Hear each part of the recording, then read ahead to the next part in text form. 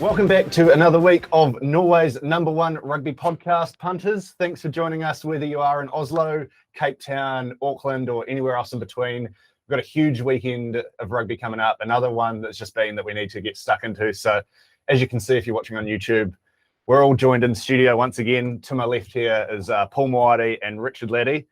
Boy, how are you feeling after all that action last week, fellas? Yeah, not just last week. The last few days has also been entertaining. A couple of great games of footy. A couple of big upsets on Saturday, and plenty to talk about. Oh yeah, there sure is.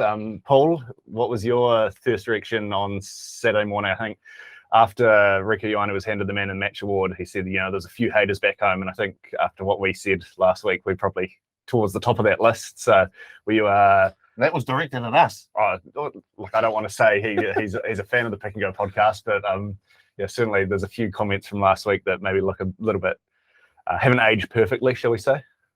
First of all, can I just say hello to our fans in Norway? You can. Yeah. Uh-huh. Apparently that's how you say it. All right. No, I'm glad you've done some preparation for this podcast. Please message us if that's not correct. We called it how we saw it. Oh, yeah. No, I'm not saying it was incorrect. More just like... There was no hate. How good was the performance, right? Oh, huge. Yeah. Huge. Because I know there's been a lot to get to in other boardrooms and things across the Southern Hemisphere in the last few days, but I do think we need to start at Ellis Park because for all intents and purposes, that was one of the great All Black victories. Obviously, the first time they've ever won as betting underdogs since we started offering betting on rugby games. Ellis Park, that atmosphere behind not one but two flyovers from the 747 to get the crowd revved up. The place was absolutely electric beforehand. The Springboks, they couldn't have been coming into the performance on a higher high really after the destruction in Bombella the week before. So you've got to give a lot of credit to the All Blacks for fronting up, and even after the hot start, the Springboks came back, took the lead with 13 minutes to go. But then would have been forgiven for thinking that's it. The Boks are back. They're going to steal this one. But it didn't happen. All Blacks kicked into another gear, got a second wind. Maybe that had something to do with the early replacement of almost the whole front row of the Springbok team. And they just ran out of a little bit of gas towards the end when they actually needed that a little bit more impetus. I was having a look in the crowd. Did they not stop serving beer at any stage during I don't think test matches over there? They don't here either. It looked great. Oh yeah, it looked like it's. I said a few weeks ago after the Wales test in Pretoria that Loftus was on my bucket list, and I think I'm going to add Ellis Park to it after that. I've got to get over there when there's a back-to-back up in the Gauteng and do one and then the other, maybe visit Sun City or something in between. But that atmosphere was, close to as good as it gets in sport, right? It was fantastic. Yeah. And the way that the stands are right on top of the ground, just another reason to, Reminds me of the Millard stand at Athletic Park. Oh, those how were the good days. was the Millard stand? Millard stand. Bring it back. Yeah.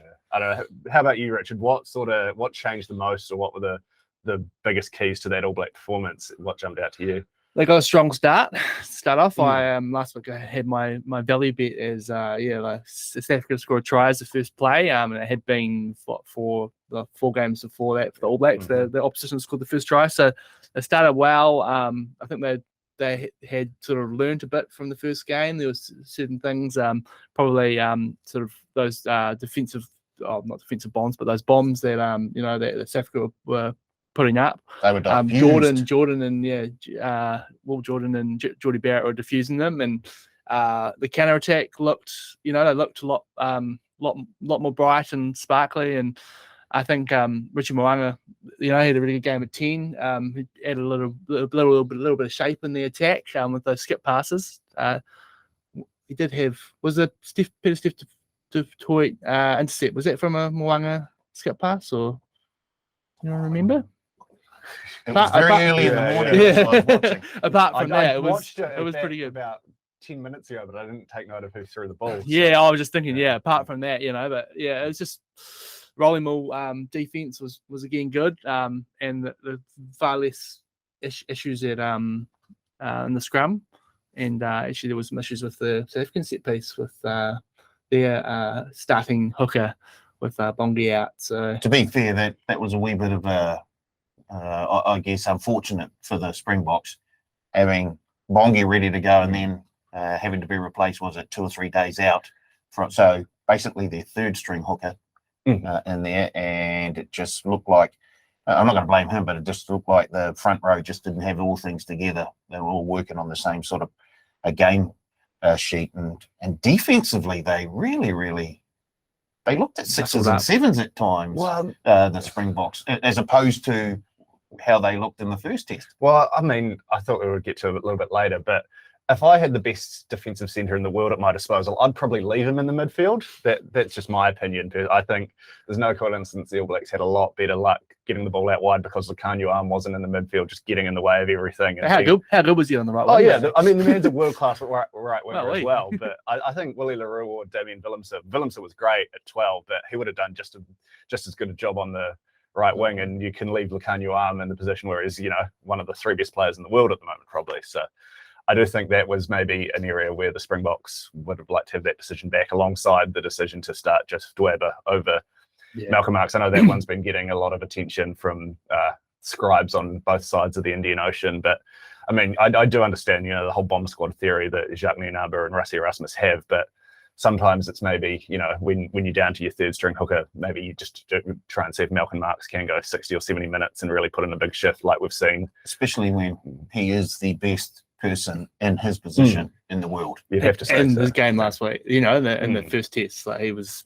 man of the match, and he was incredible. So there was a few changes that the South African team made, which didn't work in their favour this time.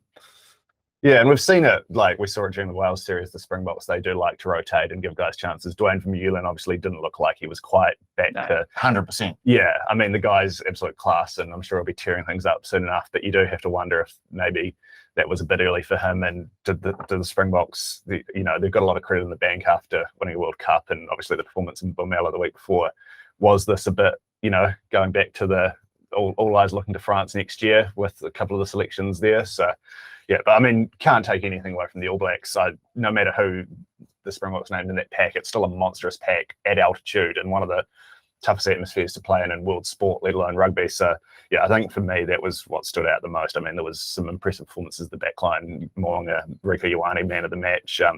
But it was, the forwards, Sam Whitelock, Ardie Savea remains just an absolute titan. Simisoni Takeaho has really just grabbed that number 2 jersey, and he's not letting go of that anytime soon, I think. And kept the try-scoring hooker ranks. Oh, absolutely. Yeah, high. That's what we love to see on the Pick and Go podcast. But yeah, I just thought there was a lot more directness. There was an edge the forward pack was playing with. They fronted up physically, and they were prepared to go downhill. They earned the right to go wide because they were putting on a platform for Richie Mo'unga and that back line, which they didn't do a week before. And yeah, I don't know about you guys, but I don't think it's a coincidence that Jason Ryan and especially the Maul defense you talked about, like 1 week without conceding a Maul try, that could be, that could be a blip. But 2 weeks in a row, very solid defense at Maul time, and everything else you're starting to see from that forward pack. He's only been there a few weeks. Only been there a few weeks, so he's already started to instill that, I guess, that Canterbury style of Maul defense, and it's working. Oh yeah, no, it's you got to.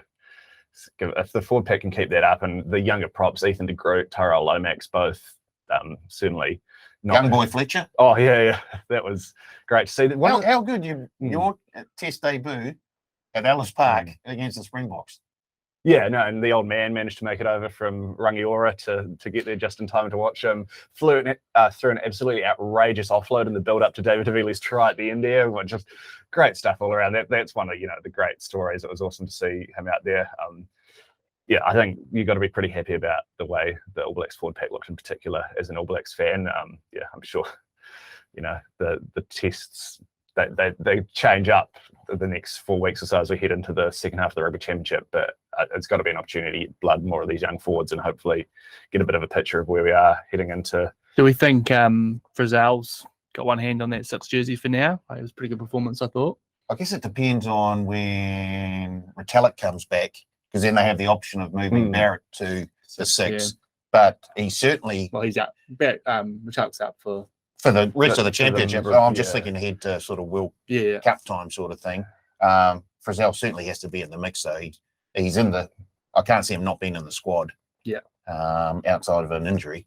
I mean, I'd still like to see Cullen Grace. Yeah, absolutely. And against the surely there's a bit of room for Cullen Grace. You'd have to think so. I mean, well, yeah, there's still plenty more to break down from Ellis Park, but when we do see a squad name for the Argentina test. I mean, if he's not in there, then There's a few loose forward skin to break. Yeah. Well, not a break. You're actually playing this weekend, but for their NPC team. Oh, So Counties, hello. Okay, we'll get to that. Oh, yeah. right. But no, like we sort of touched on it. Awesome performance from the All Blacks. There's some very, I think, sustainable positives, or at least signs of progress certainly being made there. But how does this make you feel as All Blacks fans? Does this significantly change your outlook for an Ian Foster lead All Blacks team heading forward now after seeing that performance from the boys at Ellis Park? It certainly doesn't change the opinions of the bookies because they haven't moved the All Blacks in the World Cup outright market. They're still on the second line of betting at $3.75. The French are on top at $3.50. What have we got? Ireland and England both at $6. South Africa, they're $6.50 to win their rugby or to defend and retain their Rugby World Cup. That doesn't look the worst bet. Yes, please. Doesn't look the worst bet at all. And then we're down into double figures. I think Australia around the $10 mark.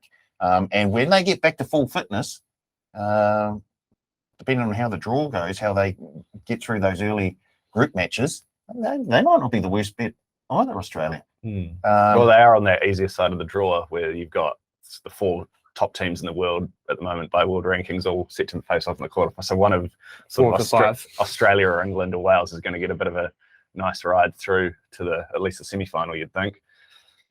That's plenty of water to go under the bridge before we do get to France next September. But one thing we do know, it seems like now, is that Ian Foster will be the man at the helm of the All Blacks all the way through after New Zealand Rugby's press conference yesterday, where they announced they have full faith in Ian Foster to be the man to lead the All Blacks forward. Never in doubt. The big news coming out of it was Joe Schmidt's taking on an expanded role in the coaching staff, which I personally think is a great thing. I mean, the more Joe Schmidt can be involved, the better, if you ask me. So how do you guys feel about that? Are you happy with the decision to let Fozzie stay at the reins after getting the win in Johannesburg? One performance hasn't really convinced me. I mean, it was positive. I think Jason Ryan being there is, I mean, we've seen as you said, we've seen what he can do in 2 weeks. Imagine what he can do in the next sort of year to 15 months, whatever it'll be. But I was expecting a more extreme change, and the way that New Zealand Rugby's gone about it, it seems to just be sort of keeping everyone guessing and mucking them all around. It's amazing to see how the rugby public has gone from, like Foster and Kane, get them out, and then all of a sudden this is my coach, and it's interesting times. I'd love it if there was a Netflix series and they, and they were following the whole debacle, because I'm sure there'd be some interesting episodes to watch the last few weeks. But no, I thought Razor would have got the call up, but good luck to Foster. Hope he's obviously got the team backing him, so if they can sort of continue and build from that win, we'll see. But I wouldn't be surprised to see us lose to Argentina in the next few weeks. Well, look, unlike Richard, I don't have a red and black eye patch on. I can look at this from a fairly neutral point of view. And the big thing is, where does Robertson go now? Yeah. Does he turn up in the South African coaching squad? England? England? Well, I did have that down later. I was going to ask you guys before we finish this segment. We might as well get to it now. If you had to guess, who's Scott Robertson coaching in 2024? England. Paul, Marty, yours, please. It seems the most likely destination. He's certainly opening the door, at least, for a massive offer from the English Rugby Union, whether that's to use as leverage or to actually go and take. But I wouldn't be surprised at all to see him or Wales. There's been a few Kiwi coaches that have gone to Wales, done their thing there, and moved on to bigger things. But England would be my number one guess. So he sticks with the Crusaders for next season. He's under contract for next season, and then he's opened up. After that, he's like a free agent, I guess, for want of a better term. And because Andy Farrell's just extended his contract with Ireland, and that was another sort of name that with Eddie Jones, it seems like he's gone after 2023. That was sort of another name that people thought England might make a play for. So I think Razor would be next on the wish list, you'd have to think. Yes. So he wouldn't go anywhere as an assistant. He'd have to be head coach. So it looks like the England job is there for the English job. For take. I guess the big thing for Razor is, I'm sure he wants to be the All Black coach one day, whether that is in 18 months' time or 4 years' time? Do you use it as a stepping stone to prove you can do a job with a international team, or is this just, no, I'm gonna cash in on all the success I've had with the Crusaders and go for the biggest job possible? Because I'm sure like Scotland or Wales, as you said, Richard, those sort of sides would love to have him as well. I mean, there might be a team across the Tasman that's looking to replace one Kiwi coach with another if things don't go their way in the next few months. But yeah, I'd have England as the top of my market for sure. Breakdancing on Twickenham. Imagine that. I'd love to see all the sort of old hats in the RFU and the crowd as raises breakdancing after lifting the Six Nations trophy. It's just not rugby. Yeah. But back to sort of one other thing you mentioned there, though, Richard. It seems like there was a massive groundswell of support for Ian Foster and co from the players. Artie Severe had That's My Coach post on Instagram with him and Fozzie holding the Freedom Cup in the change rooms afterwards. Sam Kane, Sam Whitelock, Aaron Smith, they all came out in support of him. Do you think that's a key factor in seeing him retain, Paul? There certainly was a huge online, I guess, social media charm offensive by a number of the All Blacks in terms of supporting Ian Foster. I guess the best way to support him is by winning on the actual field. So because they hadn't been doing that much of late, they took another line just to say, we support him and we're working behind the scenes to make things right, and we're not that far away. So I guess they sort of forced the board into rehiring or keeping Ian Foster on until the end of the World Cup. I think it had a huge effect on him actually keeping his position. It's always an angle that concerns me.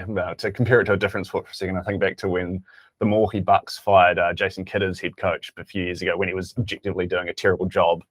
And there was talk that sort of Giannis was on the phone with him saying, oh, whatever it takes, like if I need to go on strike to make you keep your job, I will. Like, I think players, like for the most part, they love their coaches as long as they're pretty decent blokes. And in hindsight, that move obviously worked out. Like, I'm sure the players would have all been as keen on Razor or Joe Schmidt or whoever was put in charge in 3 weeks' time when they got in the system and everything. So it is, it's not necessarily the best sign for me, but I obviously did have a. It had to have had had to have had a massive impact. I mean, I suppose it's good that the players are playing for him, and there seems to be a lot of talk about this belief and what this game plan and how it hadn't been paying off. And Fozzie even had dig it himself, saying I got laughed at last week for saying that, but about the that the first test was their best game of the year. But I would have loved it if he'd come out this week. It would have been such a good troll move after Ellis Park and said, I actually thought we played better last week. It would be brilliant.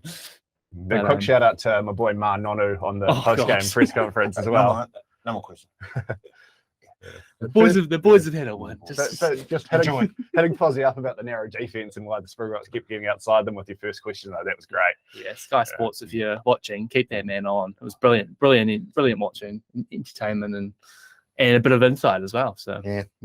Also same 15 next time. Yes. That was great. I will say these next 4 tests, I mean, obviously we can't risk the blenders or anything, but we can't just keep trolling the same 15 out there. I know there are a few changes this week. Get those young guys in there, get Lester Fanganuku, get Roger Tuivasa-Sheck, get them test experience. Same with, we saw it pay off with the props. You've got other guys like Hoskins Satutu, Dalton Papali'i. Give these guys some minutes before it's too late for the next World Cup, because it appears he's got job security now, so he can play around a wee bit. In particular, these 2 Argentina tests and then the test in Japan, they have to start trying a little bit more. Quintapaia needs more game time in the midfield. Yeah, I mean, Will Jordan get him more time at fullback. Jake Goodhue back out from the Taniwha on the weekend, so I'm sure he'll be back in the mix as well.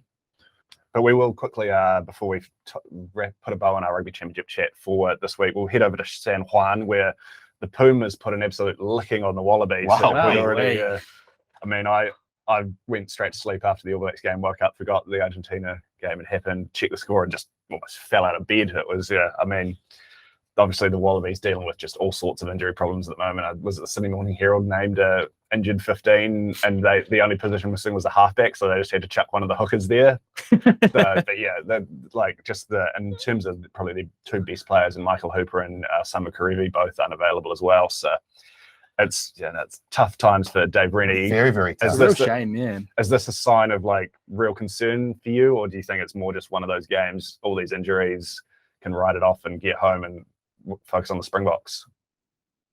I think we write this one off in terms of if you're an Australian supporter. It's very, very hard. Obviously, it's testing the depth of that Australian squad, and obviously, it's tough, and they just don't have that depth that they need to compete week in, week out at international level. So that's why I think the $10 few is a wee teams bit would of when you lose, the amount of quality players. I mean, that they have. Yeah, you take Like, it's not just all those players out of the All Blacks, they're going to struggle as well. And we've got a lot more depth in New Zealand rugby than Australian rugby. So it's very, very tough, which brings me to their odds and their test match against South Africa in a week's time. I know we're going to get to it later, but crikey, that looks like value on the team that's visiting. Yeah. Although South Africa, I don't think they've won in Australia. They since don't have a very good 2014. record, no, but yeah. they're almost playing it's almost an Australian invitational team. But I think Dave Rennie as well, he'll be livid that the All Blacks certainly didn't do him a favour by getting that result at Ellis Park, because the Springboks will be looking to bounce back. Correct. Maybe a few less risks taken with some of the selections there, at least for the first game. I do like the look of that. It's not the round 3 preview just yet, but I don't know if that price is going to get shorter. Or No, not. we need to mention it now. South Africa 220 to win that test match on the 27th of August in Australia. That just looks like huge value right now. Yeah, Even before we know what lineups. No, We know who's not going to be there for Australia. Yeah. And there are a lot of outs. So I mean, they're going to get some troops back. It sounds like Andrew Callaway will be back, and they've got a massive issue at fullback at the moment. So he could help there. There's a few, I think, in the midfield as well. I guess Malcolm March will be starting for Yes. South Africa. Oh, yeah. I guess. Will he? Well, Bongi's not making the trip over, so do they stick with? Do they want to keep the bomb squad together, or do you say no? We've got to try and get more minutes out of Malcolm and see if he can be a 50-60 minute player. I guess that's a big question. You think it'd be something that the Box coaching staff would want to get a look at, looking forward to the World Cup and everything as well. So yeah, lots to ponder. South African coaching staff, they have their own way of doing things. Yeah. I mean, you can't argue with the results, that's for sure. For me, it was the same sort of thing. I think you just write it off. Like, they had the absolute horror start, gifting Argentina a try very early on with the mix-up under the high ball. And even then, the Wallabies still could have been up if James Slipper's try wasn't ruled out for a questionable, I guess, decision. And it's not a great sign, I don't think, for Dave Rennie that the heads went down after that. But on the road in a pretty intimidating atmosphere, when you've just had the tour from hell in a lot of circumstances, you can see why maybe they let the Pumas get on top of them and run up a big score. And they had a bit of fight back in the second half there. I mean, I think the Pumas ran away with it, about 3 tries in the last 10 minutes or something. But I'm with you guys. I think they should just put that in the back of their minds and move forward. Also, was surprised to see them as favourites for that test. I mean, I suppose it is in Australia. Looking at the outrights. South Africa are now $4.50 with New Zealand $1.27 to take the Rugby Championship, which seems quite low, but I mean the bookies obviously believe in Fozzie, so over under 3.5 more wins from the All Blacks this Rugby Championship. I'll go under, including the 4 games. So they win. You're saying the sweep or they don't? Do they lose another game this Rugby Championship? Under. I'll take the over. I think the under. For me, the one, like, they could lose to Argentina at home. It's the game at Marble Stadium, I think it is. That's the big question mark, because if you lose to Argentina at home or lose the Eden Park streak, then a lot of other questions come up. But I do think the All Blacks, we believe. I mean, and it goes back to just how much of a co-driver situation is Joe Schmidt going to be. I think having him on full time, I presume that means he's now happy to travel with the team. He obviously didn't want to go to South Africa given family commitments, but if he's taking a full-time role, I imagine he'll be traveling with the team and everything like that. So, I think having Joe Schmidt, always good to have a Manawatu lad in there, has that. It only took about half an hour today for a Manawatu mention. It's impressive. I know the Irish rate Schmidt very, very high. Very high. I think it was Luke Fitzgerald, former Ireland winger, was saying on the Irish Independence podcast during the Ireland series, he thought it could be the worst thing in the world for everyone else if the All Blacks do get Joe Schmidt in with the talent they have at their disposal. I mean, it remains to be seen, but it's certainly not a bad thing having him in the coaching setup, I'd say. before we finish up on the Rugby Championship, any of you guys tempted by the $4.50 or the $9, South Africa, Australia? I'll have a wee nibble at the 450. Mm-hmm. I've had enough nibbles. So. You've already had your burger Wellington for the day. Indeed, yeah. But yeah, I think the 450 on South Africa. Just a wee nibble. Yeah, they've got the squad to go through the rest unbeaten. And I guess after that, it comes down to bonus points. Unless the All Blacks drop one. Yeah, I mean, I think the 450 is probably the price, right? Obviously, the poor record in Australia is a factor here, but you'd have to say, given everything the Wallabies are dealing with, South Africa are certainly capable of beating them twice in Australia and then beating the Pumas twice. So just at the discrepancy in odds there, I will lean the Springboks way, and that seems to have jinxed the Springboks last week. So, yeah, so sorry if you're watching from Cape Town or Johannesburg. I might have just put the mockers on your lads again.